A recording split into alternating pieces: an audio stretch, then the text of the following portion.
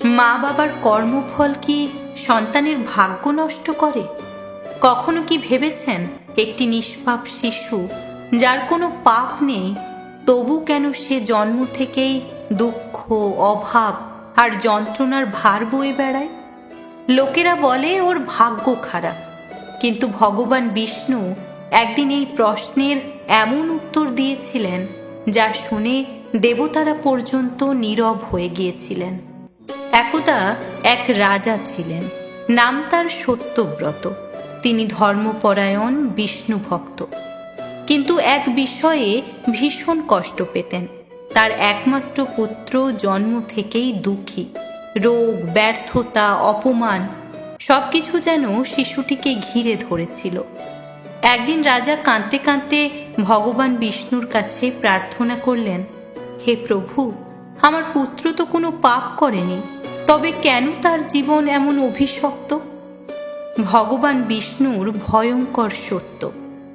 ভগবান বিষ্ণু ধীরে চোখ খুললেন। তার কণ্ঠ ছিল শান্ত, কিন্তু সত্য ছিল ভয়ঙ্কর। তিনি বললেন, শোনো, কর্মের অটল নিয়ম। সন্তান নিজের কর্ম নিয়ে জন্মায় ঠিকই, কিন্তু মা বাবার অমোচনীয় কর্মফল সন্তানের জীবনের প্রথম অধ্যায় লিখে দেয়। রাজা কেঁপে উঠলেন। ভগবান বিষ্ণু বললেন, যে মা বাবা অহংকারে অন্যকে কষ্ট দেয়, দুর্বলকে অপমান করে, অধর্মের পথে চলে, তাদের সেই পাপের ছায়া নিষ্পাপ সন্তানের উপর পড়ে। কারণ সন্তান জন্মায় মা বাবার শরীর, মন আর কর্মের মাধ্যমে। আরও ভয়ঙ্কর সত্য, ভগবান বিষ্ণু বললেন, অনেক সময় সন্তান আসে মা বাবার পুরনো কর্মফল বহন করতে।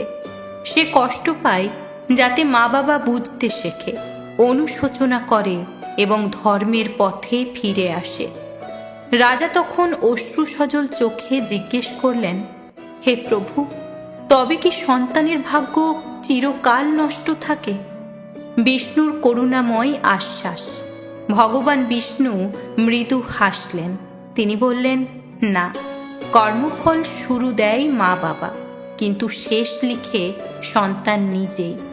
যে সন্তান ধৈর্য রাখে, সৎ পথে চলে, ঈশ্বরের উপর বিশ্বাস রাখে, তার জীবন একদিন সমস্ত পাপের শৃঙ্খল ভেঙে দেয়। শেষ কথা, আজ যদি আপনার জীবনে কষ্ট থাকে, হয়তো তা আপনার দোষ নয়, কিন্তু আজ আপনি যদি মা বাবা হন, তবে মনে রাখবেন, আপনার কর্মই আপনার সন্তানের ভবিষ্যতের বীজ। আজ আপনি যা করছেন তার ফল ভোগ করবে আপনারই রক্ত।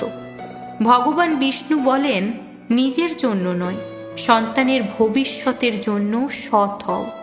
কর্ম কাউকে ছাড়ে না, কর্মফল পেতেই হয়।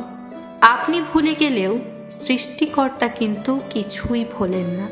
সুতরাং আজ থেকে অধর্মের পথে চলার আগে অবশ্যই এই কথাগুলো মনে রাখবেন।